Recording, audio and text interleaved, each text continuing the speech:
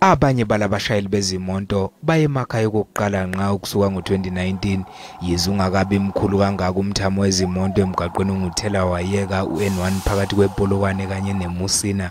Labashayeli abakhumbula emakhaya kuzomela balinda amahora amaningi ukuze bekwazi ukudlulela eZimbabwe nakwezinye izindawo. Abanye bathi balokhu bebambeke ukusuka ngoLwesine. Unzima la iline lapha so lokuthi siyangena isikhathi bara sikwazi. The traffic movement is hectic. Since last night when I was traveling, I couldn't even manage to drive above 80. It was low because there was a traffic congestion, especially the toll gates. It was hectic. Kubikwe izimoto ezifile noma ezinenkinga emgaqweni uN1 ngasemngceleni. Kusenjalo abakwaSARS bathi benze konke okusemandleni ukuthi isheshe imigudu elandelayo emngceleni.